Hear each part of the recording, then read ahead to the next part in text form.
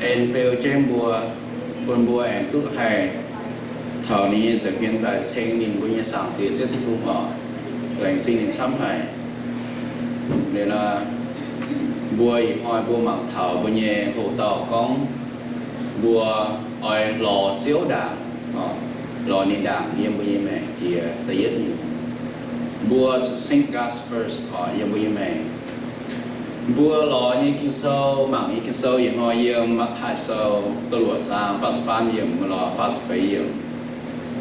The book of Matthew, chapter 6, verse 33 to 34, bố mạng nhé kinh sâu yếm hỏi bùa nhẹ hồ tàu con lò xíu đảng lò xíu đảng. But seek first God's kingdom and His righteousness, and all these things will be given to you as well. Therefore, don't be anxious for tomorrow will be anxious for itself. Each day own devil is sufficient.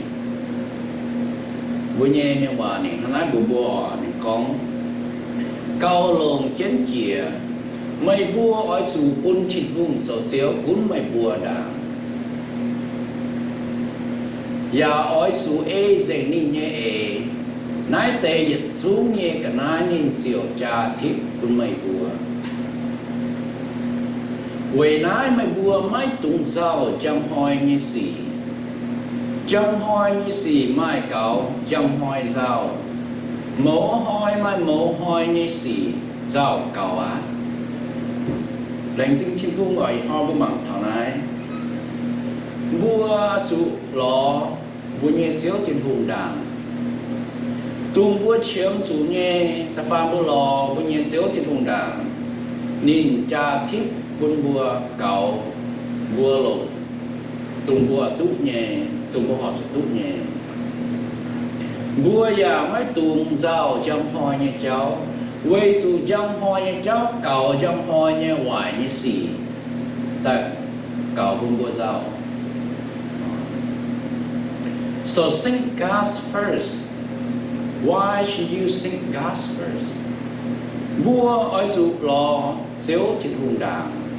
Nếu bùa ya sử dụng hát nó ở sụ lò xéo trên hùng đảng chìa yếm bùa nhẹ mẹ.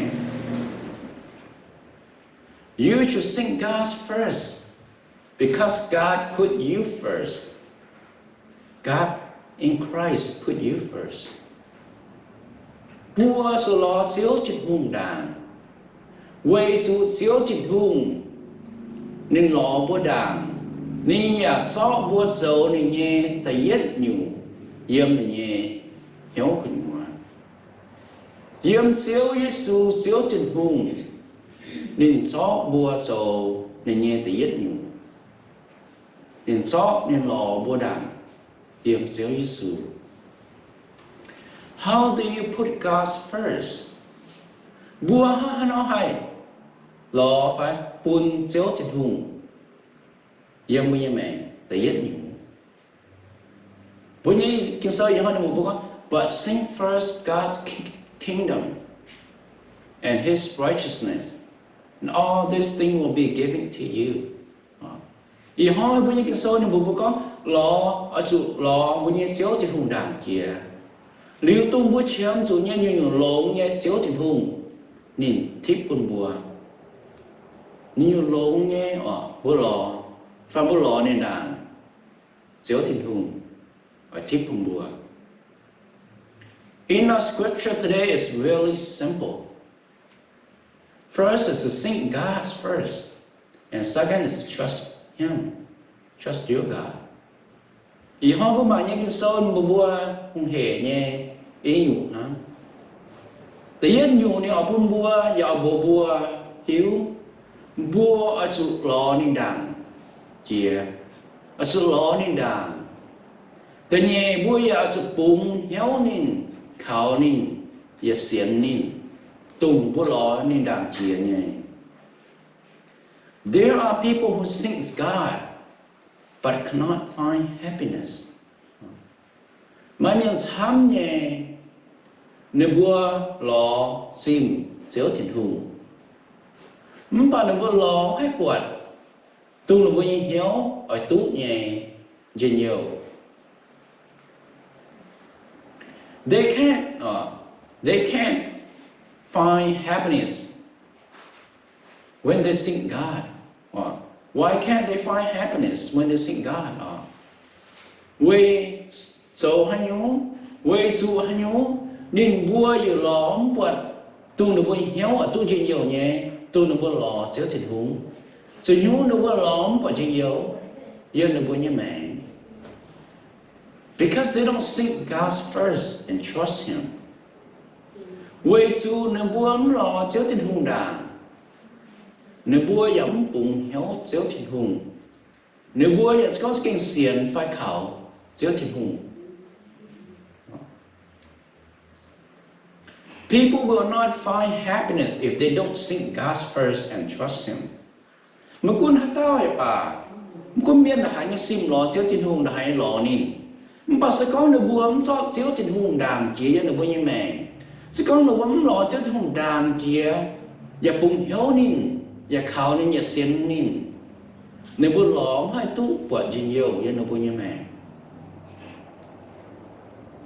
Do you truly want to be happy? Bùa sẽ cái ở mai chừng nhiều yêu bùa nhé mẹ, nhé phải. Bùa ở mai chừng nhiều yêu bùa nhé hoang tỏi, nhé phải. Bùa ở mai chừng nhiều yêu bùa nhé cha, nhé phải. Bùa sẽ cái ở mai chừng nhiều yêu bùa nhé mẹ, nhé phải. So if you truly want to be happy, seek God first. Seek God personally. Sẽ có một cái ở mai chừng nhiều yêu bùa nhé mẹ. Ở phun mấy mẹ mà làm khảo, mà làm hám, mày ta giết mày sự lọ xíu thịt hùng đàn. Và mày cần ở sự lọ xíu thịt hùng personally, mày cần ở sự lọ nên đàn chia cho mấy mẹ. No one could seek God for you, and you cannot seek God for someone else. You must seek God first for yourself. Mai hát tao hay lò chiếu trên hùng tập bùn mày tao quỷ mày mày dẫn hay lò chiếu trên hùng tập bùn thảo cầm tao miền tao quỷ cầm tao miền mày căn nó sù lò chiếu trên hùng quỷ mày căn đàn chia cho mày mẹ miền nhà sù lò chiếu trên hùng đàn chia với nó căn như mẹ. I will live for God if no one else will. I will still live for my God. Ye xiang wei như thịt hung, ye xiang wei như xíu. Mấy cuốn mai tao xiang wei nín, mai tao muang ní hòa. Ye ya ông muang ní hòa, ya xiang wei nín. Ye ya ông lo nín đàng chia yếm như mẹ. Mấy cuốn miền, mà lo nín. Mà sang hồ với như miền, yếm với như mẹ, yếm với tỏi của nhua, yếm với như mẹ của nhua, với hiếu như miền. Nên bùa nọ xin chớ trên hung đà như đừng nghe mẹ hay bang sự bùa phái hay số sự bùa phái và phải hăng như sao nên bùa nọ chớ trên hung đà như bùa mẹ bảo bùa tung ruột nên bùa tung nên bùa sầu nên bùa như sầu bùa cũng nên bùa ha nói bà bùa cần là sự tìm cần như hiếu bùa sự lọ bùa chớ trên hung đàm chia yếm bùi mẹ yếm lúc cá sấu này hana bùa bùa the book of Luke for the Son of Man came to seek and to save that which was lost. Yê ba miên như ton tai lo giờ dầu tình lai như miên. This is why Jesus came down from heaven to seek sinners and the lost, not to punish them, but to save them. Sẽ quay nãy chiếu Giêsu ni dễ bằng kênh ni yếm như trên to ni lãnh dễ nó bằng kênh tai nên nói xui miền lo tính lai như miền mất giấy ni dễ nó ta bằng kênh tai lo xui miền phải lo tính lai như miền tai tình được muốn như suy con nó buồn nằm hồ con nó buồn bền phải con nó buồn số như xì số như cháu tòng nên dìa ta tình với suy xem dậy mình ta nên dìa ta tung số suy nhém tại miền tu mình dòng cháu tòng nhém tại miền tu nó buồn nhém mẹ về nhém tại miền nên ta dầu tung tại miền. So every morning with the warmth of God's sunshine, He has waked us up. So đó năm hai bùa thay tu mà mẹ chẳng chế tu lùng đom diếu như bùa anh nung khoi bùa nhầm sinh tài bùa tu xíp xem hoài yếm bùa nhầm mẹ với sự chiếu trên hùng niềm bùa lòng bùa em mà mẹ chẳng chế bùn bùa mẹ chẳng nó nông the dom bùn bùa anh hay cho sinh tài. We must take that fresh air in the morning and seek God first by not chasing sins. Bùa chỉ xin ta lòng đom sản tùng chiếu trên hùng bùa anh hay mày chẳng mày mẹ xem chén tùng chiếu trên hùng bùa anh mày chẳng mày mẹ anh hay tút tháo giận hoi nhé giận đom nhé xem chia nhưng bùa như mẹ bùa ở sự lồn nó làm hoài tài lọ chiếu trên hùng đảng chia nhưng bùa như mẹ mấy xây bún xì suy phải hay nhung ta chuẩn trong bùa tài dân trong bùa cái hệ. God is to be the most important thing in your life, in our life. Chiếu trên hùng họ sẽเป็นchiến chia nhẹ yếm bùa như mẹ chiếu trên họ sẽเป็นchiến chia nhẹ như nhủ yếm bùa như mẹ. It does not suggest that you should not have no concern on other things in your life. Buông cho con một chiếu thì không cho chiến chỉ với mẹ là sự tia nhủ với mẹ nắm chiến sầm khăn sến sấy có bao nhiêu phòng tỏi sến chiến bông búa phải bao nhiêu chế sến chiến bông búa phải bao nhiêu công sến chiến bông búa sến sấy không sấy không ai. Bà bố con bố bố chiếu thì hùng nỉ chiến chế dân với mẹ sẽ chỉ anh ngủ nó bền mình. When you seek God first, it will govern all area of your life.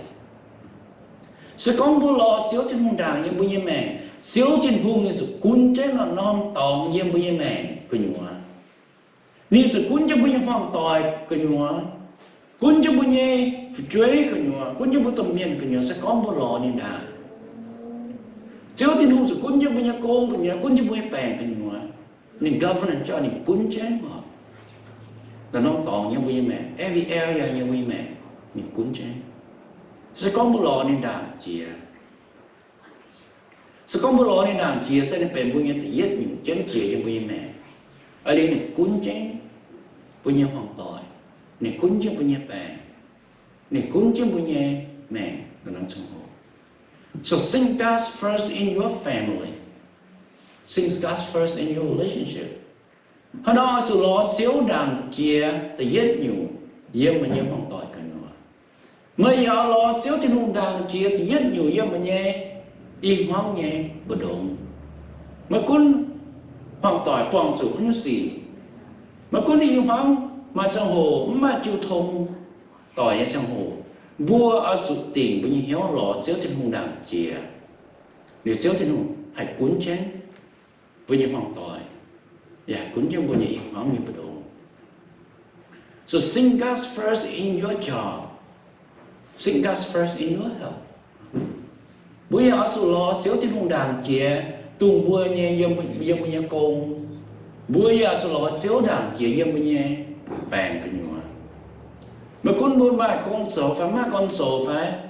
Bây giờ cảnh soạn ý hắn lồng phải ở. Bùa sự lo bùa xíu trên hùng đàn chia. Nhìn sự cổ chân bùa nhẹ cảnh soạn, cổ chân bùa nhẹ công, cổ chân bùa lo nhẹ lo hốp nhẹ cháu.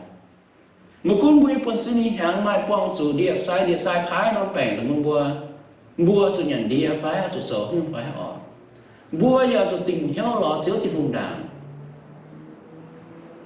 châu ninh khảo ninh xiên ninh.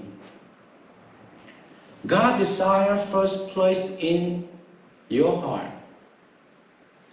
God desires first place in your happiness. Xíu thì hôm nay ở bên tự rất nhiều yếm mà nhé hiếu của nhiều. Nếu ở bên mình hiếu của nhiều tự rất nhiều yếm mà hiếu. Xíu thì hôm hàn ở bên mình tự rất nhiều yếm mà nhé chừng nhiều. Nên ở bên mình nhé chừng nhiều. Tu mà hãy mình nhé mẹn mà chừng nhiều phải. Mà bè còn phải. Cũng mà giàu không phải. Cũng mà hóng thôn không phải. Mà năm khảo không phải. Chiếu trên hôn này ở bên chỉ rất nhiều em này. Nên nó cũng mình hiếu. Cũng may như mèn. Hai mai chỉ nhiều tay, ở mai chỉ nhiều tay. Ở tôi xếp chỉ nhiều tay. Nên bên first place. God wants to be first place in your health. And God wants to be first place in your relationship. Chiếu trên hôn chiến hại bên nên. Nên ở số chiến hại ở bên chỉ rất nhiều. Nên ở bên lo nên đàm chia yếm mà nhé. Quân xin nhé bè phải. Mấy quân xin nhé yêu hóa mà chưa thôn phải họ. Nên họ bè thì rất nhiều. Tu mê ở lo kiếm sự công phải. Mấy hãy lung hán hay phải kèn xuống hay rau hay kèn xuống diễm bền phải họ. Phải mà kèn xám hay nhận dành mà nhé kèn xuống phải. Xíu thì đúng như ở bên kiến hay và bên thì rất nhiều. Dễ mà nhé hiểu.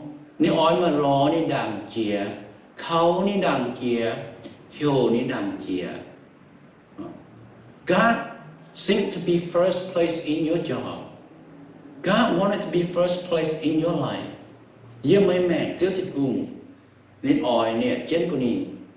Mấy ai ni ai mà ship ni bên chết hay bên chỉ rất nhiều yêu mấy mẹ sẽ chiếu thịt hùng họ.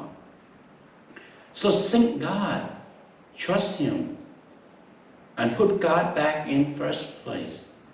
So hắn nó lo xíu trên vùng đàn chia, giờ bùng hiếu nín, giờ gió nín tại hết trên, tại hết nhiều giờ mấy mẹ trên chia, gió nín hết trên tại gang nín giờ mấy mẹ trên chia họ giờ mấy mẹ lo nín đàn chia. If God was in that space, and something else was, that means that moment, the moment you tell that something else. I am putting God back where God belongs and where God needs to be. Sẽ có mấy tình hiếu ta có mấy bùa mà con hiếu hẹp mấy nhé bèn phải, mấy xây nàn phải, mấy giàu phải, mấy nhé môn phải, mấy nhé công phải, mấy yêu hoáng chứ thôn phải, mấy tình ta có bùa y hoi em nói mình y tình xíu thì đúng trên chia dâm nhé mẹ. Chính chia yếm như bà dìu yếm như hiếu. Yếm sốt trên hùng xuôi chứ yếm chính chia yếm nông tỏng. Mày bèn mày tỏng xuôi á. Mày yếm hoang má chú thôn má tỏng xuôi á. Mày lo nhận là hôm mò cháu má tỏng xuôi yếm như mẹ á. Quay xù mày tu uống tiền nhà mà tu bùa. Mà con nó nhua bà. Xây quay xù nông tỏng á. Phùi tu vào họp tụ mày nhé xíu trên hùng. Chính chia như xíu thì không yếm mấy mẹ. Họ cho nên chuối hắn. Họ cho nên tu yếm hắn. God will put you first. And everything will crumble before your feet. Sẽ có một tu lo xíu trên hùng đàn. Mấy giờ tu cho xíu trên hùng ăn những kiến hành như tòng như mấy mẹ. Xíu trên hùng dù cho mày. Dẫu thì rất nhiều yếm này. Mà dìu của nhua. Yếm này hiếu của nhua. Mấy con nó như gì. Nó như cháu ya bà. Mà chá yếm mấy giờ hiền. mau dìa mà nhé giàu cái nhua giải hiền. This is God guarantee if you sing and put God first, He will take care of everything. Nó sẽ chiếu lệ như hòa, bùa tao xiên chiếu Giêsu như miền, bùa tao bền chiếu Giêsu như miền, xây bùa chiang khảo chiếu tình hùng lệ như hòa bún thảo bùa, chiếu tình hùng như promise thảo bùa bún thảo bùa. Tao phàm bùa lo nín, bùa khảo nín, bùa so nín rồi kiến hay là bên thể hiện nhiều như mấy mẹ, tung nhu bùa chiếm số như tung nhu kinh bỏ bùa nhé. Chiếu tình hùng nín bền thành bùa bền dày như xì mấy cuốn như bà. People who do not seek God's favor will only worry about what tomorrow may bring, but the one who seeks God's first will be in the palm of His hand. Tu miên lo chiếu tình hùng, tu miên mấy hiếu tu chiếu tình hùng, tu nửa bữa mấy hiếu tu lo chiếu tình hùng đàng chia với nửa mấy mẹ. Cho tình hùng cho chiến chia với nửa mẹ. Nên bùa hỏi mày giàu mà chỉ nhiều cũng chứ đừng bùa hắn. Hát xài giàu cho hỏi phải ai hít tệ phải gì mà nhận phải mà nhận như canh xoàng bền phải bền như mèn phải để lá nhóm bền phải như mèn để lá nhưng mà mèn mà bền nó sắm phải hỏi mà anh giàu trên giàu gì hỏi nhóm cao chuyện giàu cho giàu nhau hỏi nhóm cao chuyện giàu diệp hàng mi có tổ nha diệp hàng đi kia cô tại vì hắn nó xấu hắn nói nói giàu kiếm tệ hắn mình phải hiếu tu lo xéo tình hùng đàng như nửa mẹ tệ nếu mà khảo xéo tình hùng đàng như nửa mẹ tệ nếu mà như mẹ sự yếm chứ đừng có xéo tình hùng như bùa điếc cái nó non sâm hồ xéo tình hùng cổ trên đường bùa nếu bùa mất sự giàu mất sự cầm gì à với sự nó tiền nhà bùa hiếu nhà xiển xéo tình hùng lẹn bùn được bùa nhé nếu bùa ở tú thì ở ship ta phải nó lo xéo tình hùng đàng như nửa mẹ. To sing God's first or to trust God's first mean to pray to God's first instead of to worry. Bố lo xéo thiên hùng đàng, bố bùng xéo thiên hùng đàng, bố bùng xéo thiên hùng đàng chỉ giống như mẹ. Bố xót thiên hùng xót chân chỉ giống như mẹ này, nó sẽ buôn thảo bố sẽ lo bố sẽ ta cầu lo xéo thiên hùng đàng chỉ giống như mẹ. Nếu mất con buôn bố mà cầm gì phải mà giàu nhé bịa chứ không bố cầm gì để ôm bố giàu nhé bố giàu hay bố như bèn phải bố giàu hay bố như công phải bố giàu hay bố như hoang nhân mà chú thôn phải bố còn giàu này hám dậy thật phải bố sao chiếu tình hùng như bố mẹ đàn kia bố như hoang nhân chú thôn bố mà giàu mà cầm gì quê chủ bố quê em trước giải miệng bố lo đi đàn kia lấyปัญหาสี่เจ้าเจ้าไม่ต้องสวยไม่ต้องเอียงบนยี่ห้อไม่ต้องเอียงบนยี่แม่เจ้าที่นุ่งเต็มบนเบย์จะก็บุหรี่นี่นะเจีย How do you know God is first place in your life? How เราบอกอะไรที่ตัวกองเจ้าอยู่สู่บนเจ้าที่นุ่งเจ้าเจ้าเย็นให้ยังบนยี่แม่ How do you know you sing God's first song? บัวอะไรที่ตัวก็บุหรี่เจ้าที่นุ่งด่างยังบนยี่แม่bố yêu là hiếu tú. You will know by how much you worry on. Mày sẽ hiếu bún có mày lò chiếu trên hùng đảng phải lò. Phải mày lò mày bún chiếu trên hùng số tiền nhiều nhưng mà mày phấn sợ. Sẽ yếm mày giàu như cháu, giàu như xì. Sẽ có bố mà sao mà giàu chứ? Bố mà giàu sám như bố như mẹ. Sao bố mà giàu chứ khỏe chứ bố như nhau nó bùa ấm lọ xéo tiền hùng đảng ấm bún xéo tiền cũng bố như mẹ đảng quayสู่bố bún giàu cũng nhân đảng để bố sao mình lọ xéo tiền hùng nhưng mà bố nhất hại mà giàu nó giàu tài thảo bố nhé cái hình bố bố nên bịa thảo bố nhé là hồ bố nên bịa thảo bố như bố sao bố nên xuôi cho bố như nhau bùa lọ xéo tiền hùng đảng nha bố sao tiền hùng rồi kiến như bố như giàu nó còn đàm nhá giàu sống hai biệt thảo bố như mẹ nhá hai cua thảo bùa sẽ là bố hiếu tú bố mà giàu sám ta muốn kinh công bố kinh bố tình phải khảo bố như xéo tình hùng kinh xiên nín giờ kinh lọ nín đàm chỉ bố như mẹ You may sing God on. You may pray to God. You may trust God. Màyอย่าให้ตู้หล่อเสียวที่ทุ่งไงไม่อยากมาสังหมมาตะเกาเสียวที่ทุ่งไงอย่ามาสังหมไม่ก็มาเสียนเสียวที่ทุ่งไง But by how much you worry it will tell you how much you really trust and seek God first màคุณมันก็มาหล่อเสียวที่ทุ่งมาตะเกาเสียวที่ทุ่งมาโทษเสียวที่ทุ่งไงbà màyเก่งก็มาซ้อเสียวที่ทุ่งโซ่แต่ยังอยู่ยังไม่แม่หล่อนี่ดังเขียxây yếm mày giàu như cháu bố mà chỉ hiếu con mày skin xiên skin khẩu nhỉ phải skin bùng hiếu nhỉ phải skin lon đàn chỉ phải so as you seek God first he is going to be to a battle with your enemy so con tụi mày lo tình hiếu tụi lo xíu thì đùng đàn chia yếm mày đàn chia yếm mày hoang tỏi đàn chia yếm mày xì đàn chia yếm mày bèn đàn chia yếm mày lo nhện lo hốt đàn chia yếm mày giàu tụi nó nằm trong hồ mày tình hiếu mà lo xíu thì đùng đàn chia này mày xíu hết sự mày xíu thì nín sự mình bỏ trả sao mày vinh quang tụi ta chụp mày hiếu mà phải ngon mày quang tụi sao mày bèn mày quang sao mày yêu hắn mà chưa thông như tỏi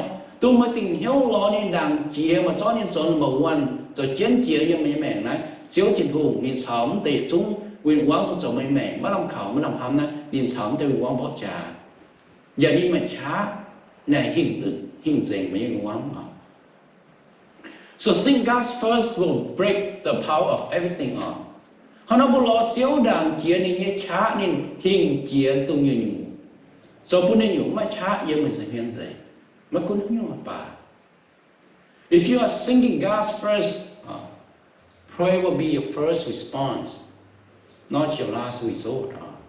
Sẽ có một lọ xíu đàn như mấy mèn, một số xíu chiến hay như mấy mèn là tất cả là sẽ chiến hay của mày, tất cả là bên tự giết nhiều như mấy mèn. Sẽ có mấy hay mà bèn phải mà giàu phải mà cana đó mà cũng mà như bà. Ở đây mày số như lọ số gì nghe họ để mà phong số ở dưới sông tất cả sẽ tiền hùng. Và đàm chung như tất cả lọ sẽ tiền hùng. Nắp bún xin bún lọ sẽ tiền hùng đàn. บัวหล่อเจ้าที่มุงด่างปุ่งตุงว่าสี่ปัญหาก็นึกอยู่ป่าจะปุ่งบัวยิ่งเหี่ยวเจ้าไม่ไปบัวยิ่งแมงไม่ไปอ่อนเนี่ยปุ่นนี่จุ่มไม่ช่างตาให้กุญญาอ๋อให้ยืดzoomยังบัวยิ่งแมงบัวจุ่มตะเกาบัวจุ่มหล่อเจ้าที่มุงด่างเนี่ย when you sing God's heart He will fix your broken one sẽ có màหล่อเจ้าที่มุงnhư bờ diêu nên sụt sò mình như Brazil tụi mình Brazil hoài tụi mình Brazil mun tụi mình Brazil mới làm khẩu nhỉ có mà lo chiếu trên vùng Brazil số thì mình hiểu nên sò mình hiểu bố mình hiểu mà làm khẩu mà làm hám bố mình mèn lộn túc khuyên bố như mèn nó sang hồ mà cũng một quang sử như mà bà bố chàng trên bùa sò lọ chiếu trên vùng đàn phạm bố lo xíu trên vùng đàn xíu trên vùng sự dương trên nó nhủ như sự hiền á nó nhủ như sự hiền nó có như xì là hai hôn hai phải đà đây là nhéo đà như á mà cháp dương xíu trên vùng sự hiền bỉa mà thầm như mẹ sẽ có một tí nhất nhủ mà lo xíu trên vùng đàn như mẹ và vẫn xíu trên chính hay như mẹ mà về xuống tất cả